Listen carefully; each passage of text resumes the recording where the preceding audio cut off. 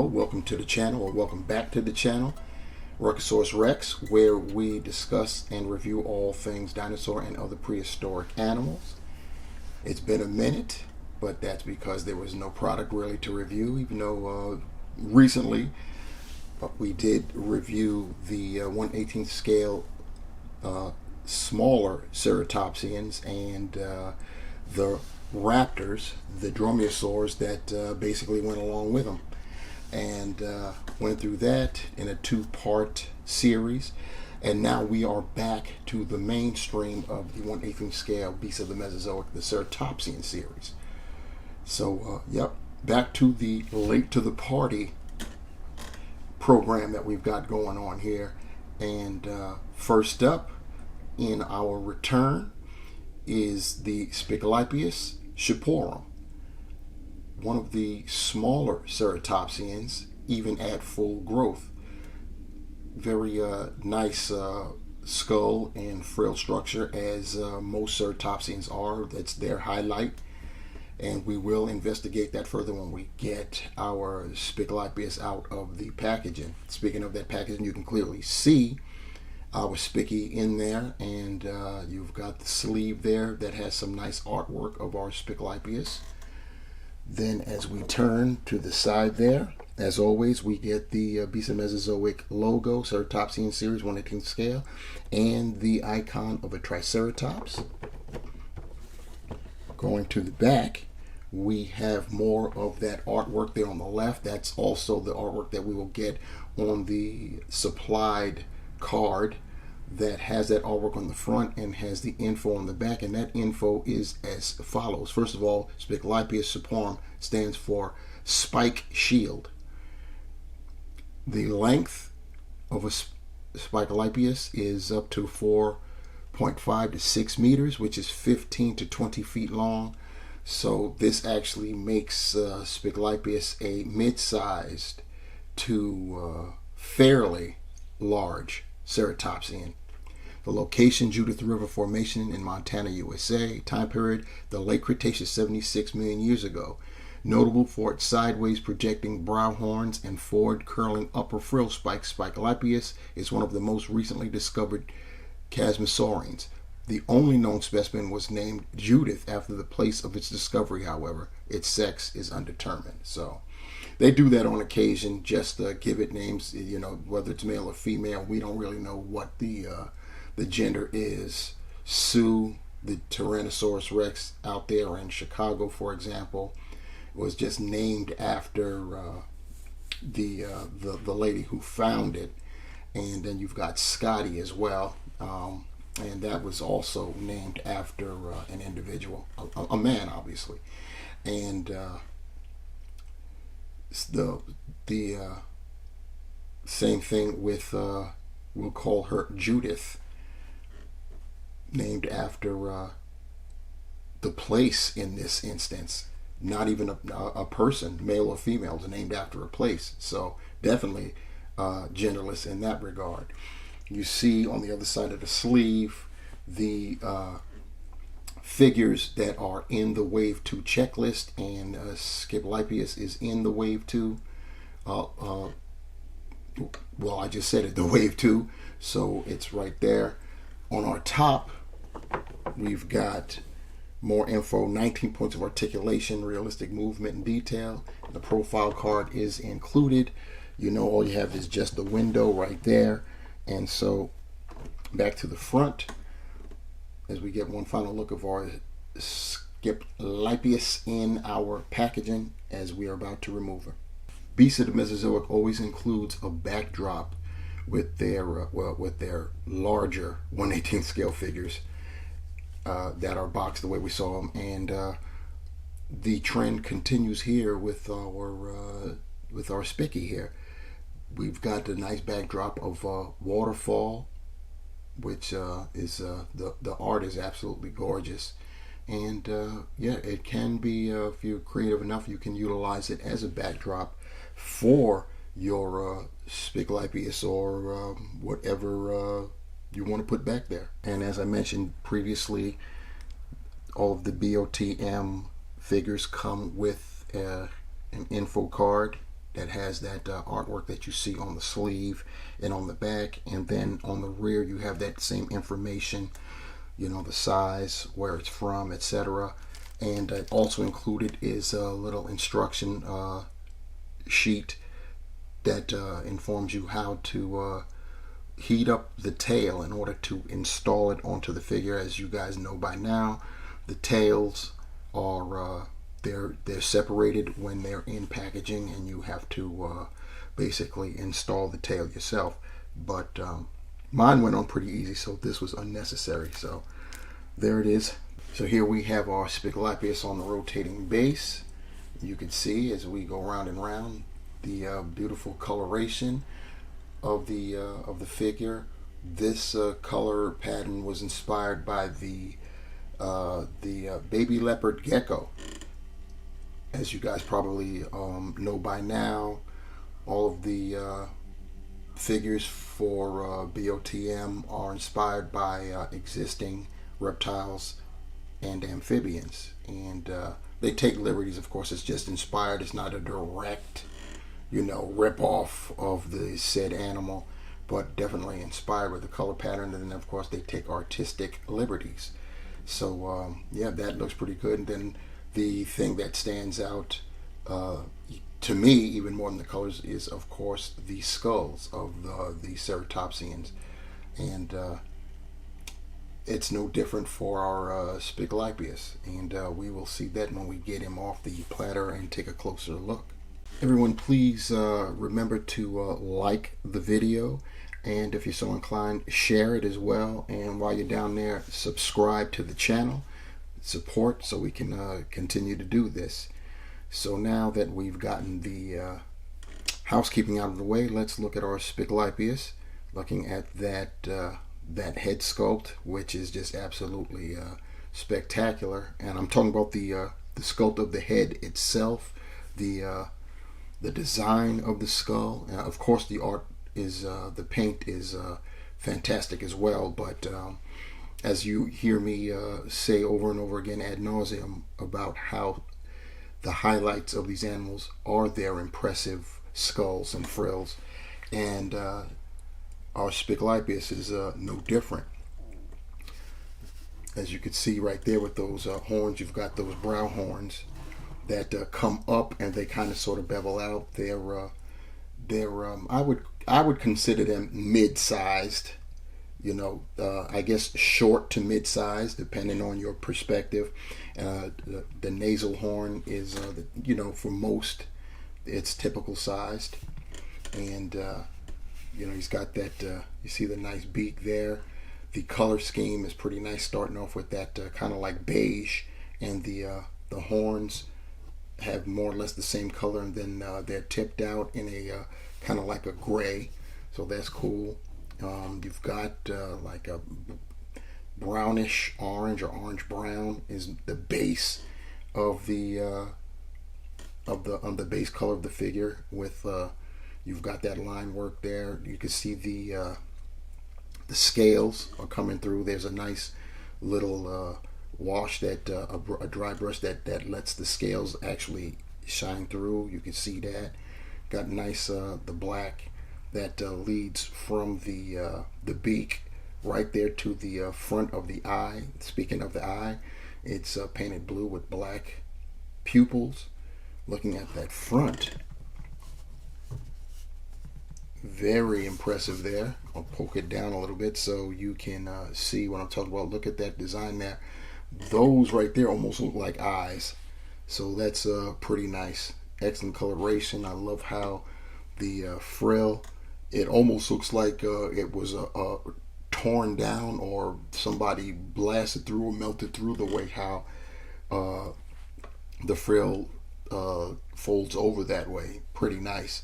You've got the spikes that go along the perimeter of the frill, starting out down there by the cheeks, and it goes up, raises up, some nice spikes, and they have that coloration. It looks almost like a bone color, and then it tips out in that gray. Looking at the back of the neck, see what's up with the frill back there. You could see that there's some, see if you can see it there, I'll turn the head a little bit. You see that there's some dark dry brushing on the back there, and it definitely highlights the scales going back there. As far as from the neck back, you can see, looking at the top there, we're starting off with a dark brown, and it's got the rusty colored spots, semi-striping going down. It's definitely highlighting the scales. As you could see, we've got blue there at the side of the neck area, and of course the throat area is just like as typical with the underbellies, comes light out, a yellowish kind of tan. I failed to mention, look at the underside of the lower jaw there, and that coloration right there, that's pretty cool. As we go down, we've got more of that color as it changes to that orange kind of tone there, and it's the same thing going down the forelimbs. The interior of the forelimbs has the same color as the underbelly. You've got the nice painted toes there. Going further down at the back, that those spots that were kind of like rustic red have changed to blue, as you can see there. Still on that dark brown back as it goes down the hind limbs, and we get more of that rust reddish color. Keeps going down. Once again, the toes painted, pretty cool. Looking at the tail, it goes down in that orangey rust colored, like reddish, and then of course you got those black spots going right down, and then the tail of course tapers into that black tip. Go to the other side there. I seem to have I got out of focus there, but let me get back in right there. I seem to have an imperfection at the right side of my tail tip there. It is what it is, I guess. As we go back, you see the underside, the entire animal. It's got a wash, which is pretty nice there to make the scale stand out. And the underbelly, as I stated before, lightly colored. And there it is, our Spiclypeus. Taking a measurement of our Spiclypeus, we're going to go, since I've got him facing our right, we'll go from tail tip to snout to beak. And once again, just to be on the safe here, Spiclypeus is coming in at about 10.5 inches at 1/18 scale. Spiclypeus in real life was between 15 and 20 feet, so that puts Spiclypeus just a little bit over 15 feet long if this were a real animal, and that puts it on the smaller end of it, but it is within scale. So as always with me, accuracy, that's a plus. Since these are action figures, not models, that means they come equipped with articulation.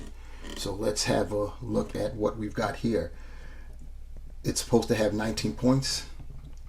We definitely know that you can open the mouth pretty far. Wow, pretty far. And while I've got it open, let's see if we can take a look real quick at the detail inside the mouth, if it's even possible. It's difficult with these ceratopsians because of the nature of their beaked mouths, but hopefully you can see a little something. Let's see what we can get for the upper. There we go. You see those teeth there, and that nice pinkish wet look it has. So yeah, so got that out the way. So closing, his mouth won't close fully, so that's all you're going to get in terms of closing the beak. On the head can turn left, right, and up and down in conjunction with the neck, which goes down. You can get the neck to go up some, and then like I said, you can go nice left and right. The head can swivel. That's pretty good. That's really good. You get all of your expressions and you know what I'm saying, out of that head, which is excellent. The body can up. Mine's is a little bit hard, stiff, but it will. There we go. And then you go up, and you can go in and out. As far as the legs, the forelimbs can rotate like that. You've got at the elbow there, the feet itself will go up, down, left, right, and you can swivel, and they will bevel out. Hind limbs, back forth like that. You can bend at the knee and bend at that secondary joint. And of course the feet swivel, go down and go up. And the tail, up, down, left, right, and you could rotate it if you so chose. So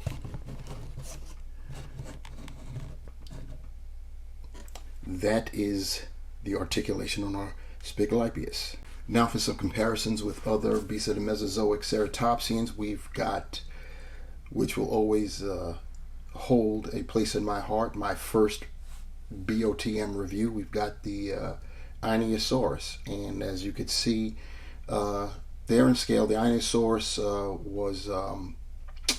was believed to have grown to just under 15 feet long, and that puts them right about where they should be, because our Spicky here is just over 15 feet long, so they look pretty good together. Next up, we have the Triceratops horridus subadult. So I mean, look at the differences there. They're around the same length, but look how much bulkier the trike is, and that's just the subadult. I still, when I did the review, I had surmised, in my opinion, that this is more of a juvenile than a subadult at 15 feet long. Considering that Triceratops grew to nearly 30, I would consider a subadult to be somewhere 20 feet and above. You know, between 20 and 25 feet, possibly. But hey, it is what it is. This still shows you, it gives you an idea of how small the Spiclypeus was in comparison to Triceratops, juvenile, subadult, or otherwise. Last up, we have our Spiclypeus next to a full-grown Centrosaurus here, and this is definitely in scale with one another. The Centrosaurus represents a just under 20-foot long animal, which, by the way, piggybacking off of the subadult Triceratops, in my estimation, this would be the size of a subadult Triceratops. And looking at the Centrosaurus next to the Spiclypeus, you see the size difference, with the Centro being around 20 feet compared to 15, a little over 15 feet for the Spiclypeus. It gives you just an idea of how large the Triceratops truly was at being full grown, because look how big this Centrosaurus is. And Centrosaurus was definitely considered to be a larger Ceratopsian. Here we have our Spiclypeus with the backdrop in a rather dynamic pose. At least I tried to put it in one. You know, takes some work, but yeah, you can definitely do it. I will say this, it's a lot of fun having the ability to pose, and yeah, it just increases the fun factor big time with these action figures, beasts of the Mesozoic. So I'm going to conclude that once again, another outstanding offering from BOTM.